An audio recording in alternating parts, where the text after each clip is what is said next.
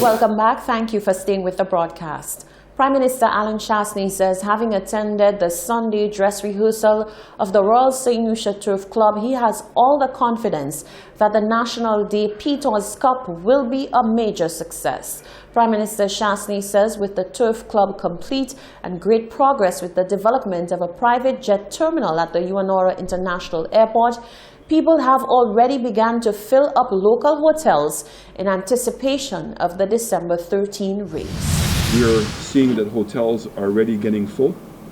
The demand, particularly from Martinique, Trinidad and Barbados in the region. I'm very excited. I went by yesterday to see the new FBO, the free base operation, which is the new building going up at the entrance of the airport, which is for private planes. They had indicated they would be ready for the horse race, and it seems that they're going to meet that deadline, but that certainly is going to raise the standard of St. Lucia. The Prime Minister says it appears that not even he could estimate the grand splendor of the show at the Royal St. Lucia Turf Club. He says his expectations have been surpassed. It has achieved a standard that I myself am very surprised at. I think that St. Lucians are going to be so impressed and so excited by what they're going to see, and certainly the standard that's going to be there. And I think that this is obviously the first of many races. He says the execution of this long-anticipated event will go down as a milestone in his tenure as Prime Minister. A back and forth is playing out in the public's eye as it relates to the Citizenship by Investment Program, CIP. The source of this flurry stemmed from a recent documentary released by media house Al Jazeera, where it was revealed that Caribbean islands had been granting diplomatic immunity to unscrupulous characters in exchange for cash in hand, diplomacy for sale. The St. Lucia Labour Party has had a microscope placed on its past actions, and leader of the opposition, Philip J. Pierre, says the time for fact-checking is now. Talks of the Citizenship by Investment program continues to boil over, with various political heads pointing their fingers at each other in a whodunit type fiasco. While Prime Minister Alan Chastanet touts his administration's managerial skills in handling the CIP, in the same breath, he throws the previous administration under the bus for what he considers questionable dealings in the past. Leader of the opposition, Philip J. Pierre, says the time is now to check the facts as it relates to the handling of the CIP funds. The Prime Minister said in London that the CIP money goes to the National Economic Fund. And on his Facebook page, they posted a series of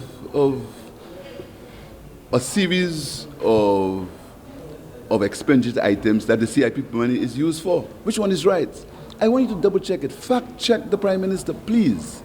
He said that the CIP funds go to the National Economic Fund. Secondly, the Prime Minister always boasts that we did not bring in 1 cent under the CIP.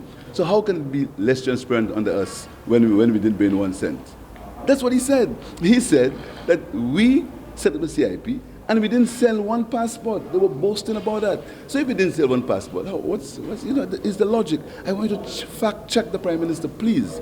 I want you to do me a favor. Fact check me and fact check the Prime Minister. The CIP was launched in January 2016. The recent Al Jazeera report at the helm of the ruckus indicated that 6 Caribbean states have appointed dozens of foreigners to be their ambassadors around the world, with many being exposed as criminals.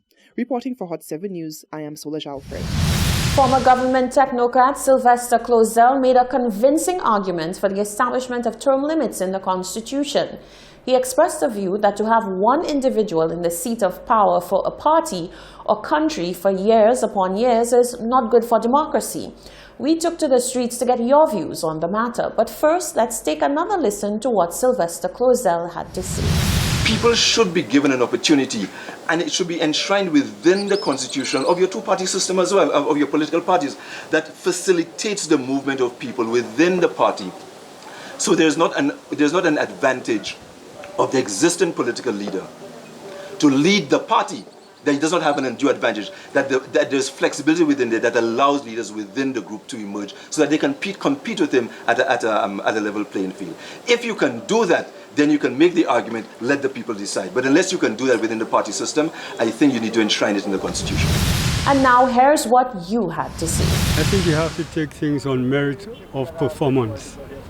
And if there's a trend of performance that shows that there's progress, true progress, not superficial progress, but true progress where people are being lifted out of poverty, illiteracy, all these things, then why not vote the person in and in as long as the progress continues? For instance, in Rwanda right now, the people who regard Paul Kagame, who is the president of Rwanda, as being repressive, because the media feels they should have a greater hand. But what has happened to Rwanda is remarkable. Out of genocide 25 years ago, first thing he called for is a truce, and he was a general with the Tutsis who were being slaughtered by the Hutus. And the country is progressing. People will tell you, why worry? It's progressing. And sometimes the media can actually incite certain things that can bring you way back.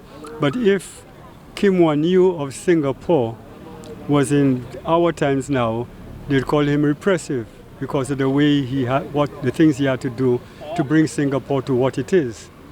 But the whole thing, and that's what Paul Kagame, in fact, they liken him to Kim Wan-yu in Singapore. They say it's an African Singapore growing there.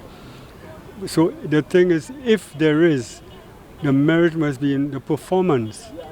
And until people can see the actual performance of a government whereby people are progressing, true progression, where you can close the gap between income and cost of living, which is the biggest and the most critical issue facing any government now, and no one seems to have an answer.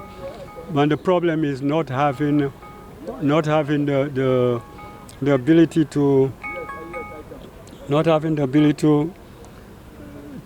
use talent how it should be used, to pool human resource together outside of party. If a party is running and the party is doing good, to me it don't matter how many terms that they end up sitting, because it's the people who have to decide. So if the people keep deciding for them, that means they're doing something good. So I say let them continue running, doing what they're doing. And that's the way I feel about it. My answer is yes, right? There should be a term limit, you understand?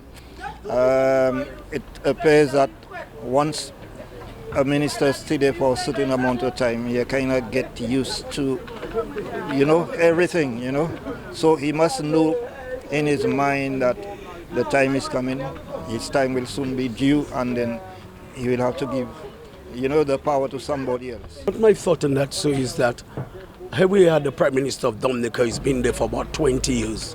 But if the people feel that he's doing a good job, I believe he should stay until when he retire. It's the same thing like in St. Lucia.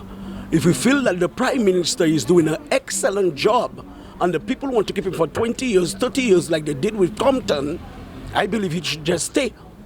It's not about party. You understand? Well, that one have to stay for 10 years or 8 years in the United States. I understand it's 2 terms or 1 term.